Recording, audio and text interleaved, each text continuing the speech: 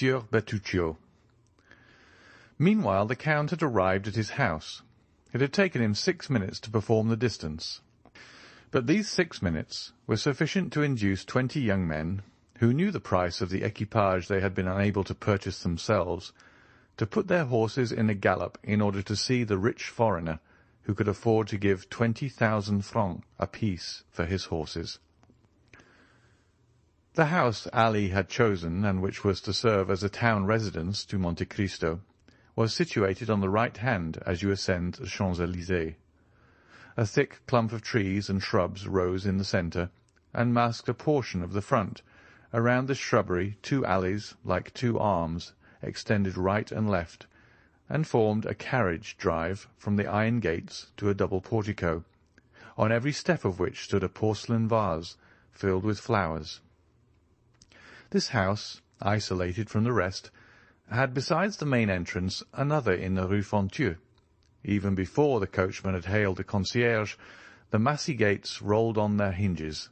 They had seen the Count coming, and at Paris, as everywhere else, he was served with the rapidity of lightning.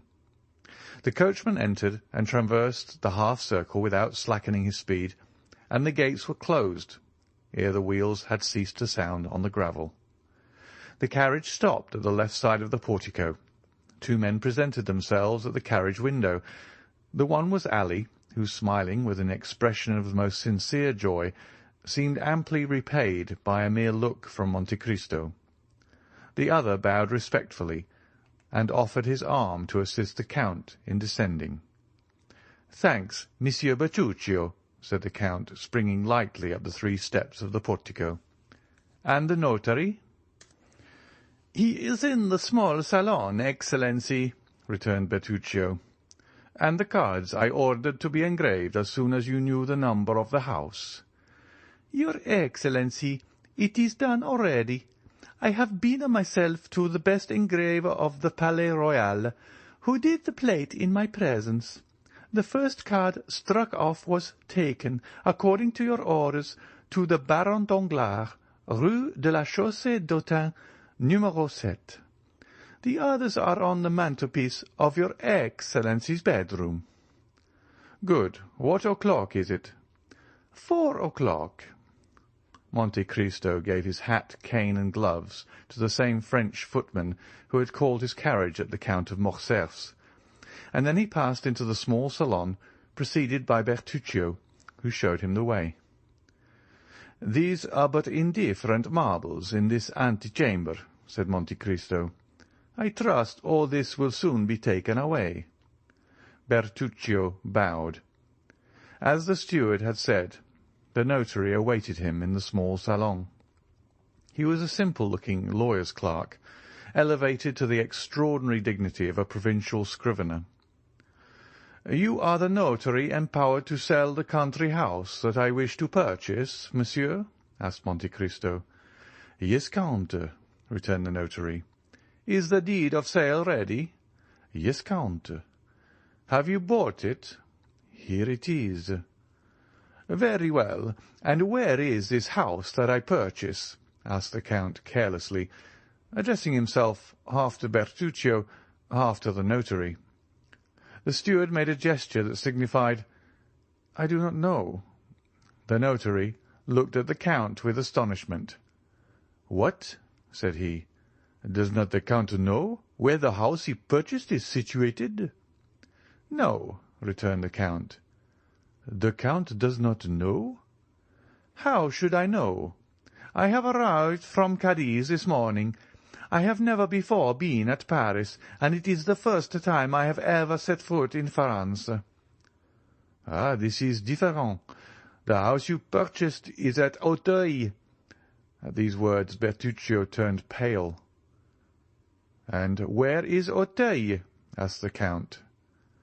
"Close by here, monsieur," replied the notary. "A little beyond Passy.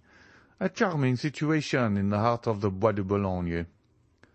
"So near as that?" said the Count. "But that is not in the country. What made you choose a house at the gates of Paris, Monsieur Bertuccio?" "I," cried the steward with a strange expression, His Excellency did not charge me to purchase this house. If His Excellency will recollect, if he will think—" "True," observed Monte Cristo. "I recollect now. I read the advertisement in one of the papers, and was tempted by the false title, 'A Country House.'" "It is not yet too late," cried Bertuccio eagerly, "and if your Excellency will entrust me with the commission, I will find you a better at Enghien, or Fontenay-aux-Roses, or at Bellevue." "Oh, no," returned Monte Cristo negligently. "Since I have this, I will keep it." "And you are quite right," said the notary, who feared to lose his fee. "It is a charming place, well supplied with spring water and fine trees, a comfortable habitation, although abandoned for a long time, without reckoning the furniture which, although old, is yet valuable. Now that old things are so much sought after, I suppose the Count has the tastes of the day." "To be sure," returned Monte Cristo. "It is very convenient, then." "It is more. It is magnificent." "Peste! Let us not lose such an opportunity," returned Monte Cristo. "The deed, if you please, Mr. Notary." And he signed it rapidly, after having first run his eye over that part of the deed in which were specified the situation of the house and the names of the proprietors. "Bertuccio," said he, "give 55,000 francs to monsieur." The steward left the room with a faltering step, and returned with a bundle of bank-notes, which the notary counted like a man who never gives a receipt for money until after he is sure it is all there. "And now," demanded the Count, "are all the forms complied with?" "All, sir." "Have you the keys?" "They are in the hands of the concierge, who takes care of the house, but here is the order I have given him to install the Count in his new possession." "Very well," said Monte Cristo, made a sign with his hand to the notary, which said, "I have no further need of you. You may go." "But," observed the honest notary, "the Count is, I think, mistaken. It is only 50,000 francs, everything included." "And your fee?" "Is included in the sum." "But have you not come from Auteuil here?" "Yes, certainly." "Well, then, it is but fair that you should be paid for your loss of time and trouble," said the Count, and he made a gesture of polite dismissal. The notary left the room backwards, and bowing down to the ground, it was the first time he had ever met a similar client. "See this gentleman out," said the Count to Bertuccio, and the steward followed the notary out of the room. Scarcely was the Count alone when he drew from his pocket a book closed with a lock, and opened it with a key which he wore round his neck, and which never left him. After having sought for a few minutes, he stopped at a leaf which had several notes, and compared them with the deed of sale which lay on the table. "Auteuil, Rue de la Fontaine, numéro 28. "It is indeed the same," said he. "And now, am I to rely upon an avowal extorted by religious or physical terror? However, in an hour I shall know all, Bertuccio," cried he, striking a light hammer with a pliant handle on a small gong. "Bertuccio!" The steward appeared at the door. "Monsieur Bertuccio," said the Count, "did you never tell me that you had travelled in France?" "In some parts of France, yes, Excellency." "You know the environs of Paris, then?" "No, Excellency, no," returned the steward with a sort of nervous trembling, which Monte Cristo, a connoisseur in all emotions, rightly attributed to great disquietude. "It is unfortunate," returned he, "that you have never visited the environs, for I wish to see my new property this evening, and had you gone with me, you could have given me some useful information." "To Auteuil?" cried Bertuccio, whose copper complexion became livid. I go to Auteuil?"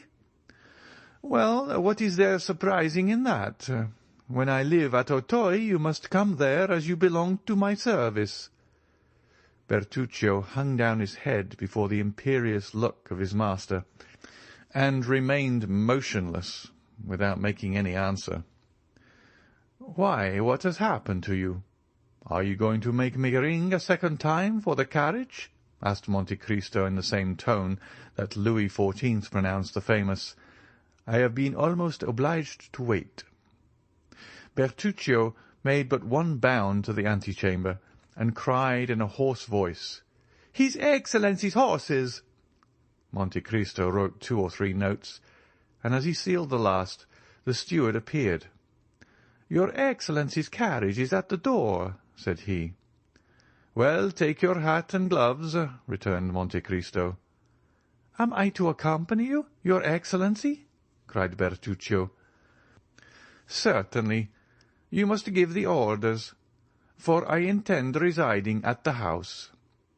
It was unexampled for a servant of the Count's to dare to dispute an order of his, so the steward, without saying a word, followed his master, who got into the carriage and signed to him to follow, which he did, taking his place respectfully on the front seat.